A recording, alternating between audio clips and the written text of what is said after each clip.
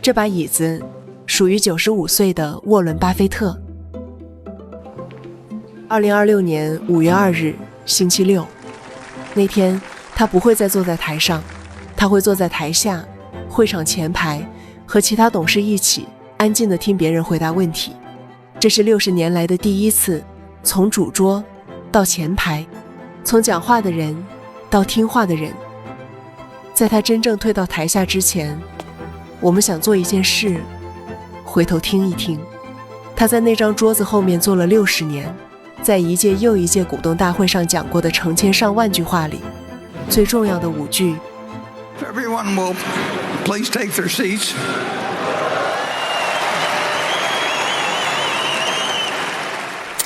第一句要回到1992年，那一年，美国刚从一轮衰退里走出来，市场重新热闹起来，办公室里人人都觉得自己有点天分。那年8月，安德鲁飓风扫过佛罗里达，随后那一季的股东信里，巴菲特写下了这样一句话 ：Only when the tide goes out do you learn who's been swimming naked。这句话后来应验了几次呢？2000年，互联网泡沫破裂；2008年，全球金融海啸，巴菲特自己又补了一刀。我们发现华尔街原来是一片裸泳海滩。2022年，加密货币市场连环崩盘 ，Luna 归零 ，FTX 破产。2023年3月，硅谷银行2天之内被挤兑清零。同一句话，30年里至少应验了4次。他在提醒你，风险从来不是一个事件，它是一种结构。时间往前走7年，1999年，互联网泡沫吹到最大，所有人都在追科技股，巴菲特一股都没买，媒体开始嘲笑他过时了，跟不上时代。巴伦周刊的封面标题直接写着 What's wrong, Warren？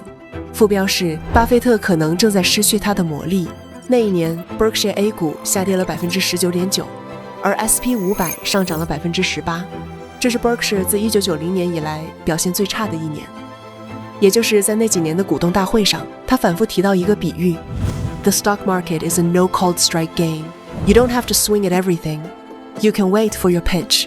股市是一场没有强制出局的比赛，你不必每一个球都挥棒，你可以一直等你自己那一球。2000年3月，纳斯达克见顶，随后的2年里从高位跌去将近 80%， 而 Berkshire 的股价在2000年3月触底约$41,000之后一路反弹，到2001年重新回到$71,000之上。那些嘲笑过他的人很多再也没有回来。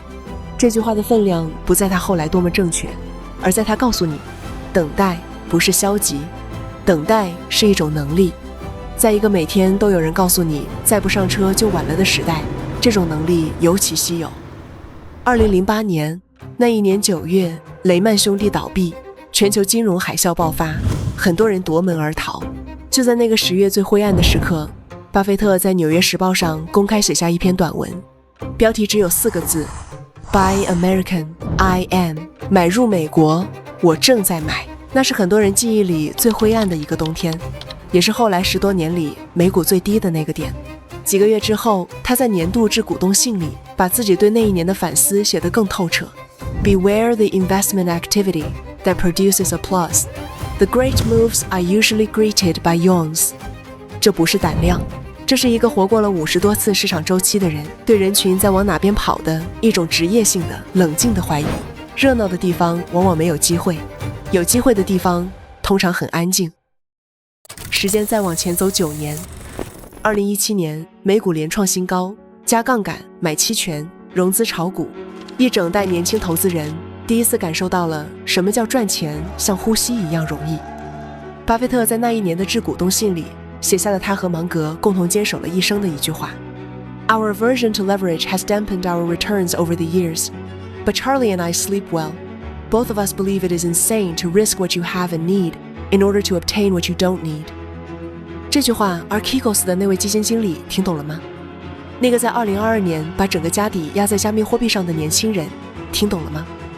硅谷银行的储户听懂了吗？他们后来都用自己的方式成了这句话的脚注。财富管理最难的事情从来不是怎么赚更多，而是怎么不把你已经有的你真正需要的东西亏掉。对一个人、一个家庭、一个家族来说，这一条是一切的地基。最后一句，我们停在2025年。2025年5月3日，星期六下午，那是他第60次，也是最后一次，以 CEO 的身份坐在那张主桌后面。会议已经进行了快5个小时 ，Q&A 接近尾声。没有人知道他接下来要说的那句话，会让整个会场先安静3秒钟，然后爆发出一场持续很久的掌声。I think it's the time has arrived where Greg should become the chief executive officer of the company at year end.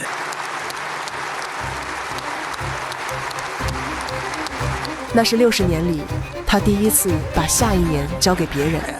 Thanks for coming. 这不是落幕，这是一个真正的长期主义者给这个世界的最后一堂课。交棒本身也是长期主义的一部分。60年，61届，5句话。有人用它们预言了泡沫，有人用它们躲过了海啸，有人用它们把一家纺织厂变成了这个时代的一座灯塔。而我们一群在全球各地打拼、守护、传承的华人家庭，能从这5句话里带走些什么？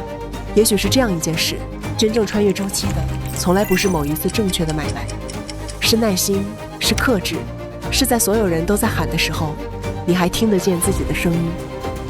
这也是诺亚过去23年一直在做的事，和全球华人家庭一起穿越一个又一个市场周期，守住每一个家族真正需要守住的东西。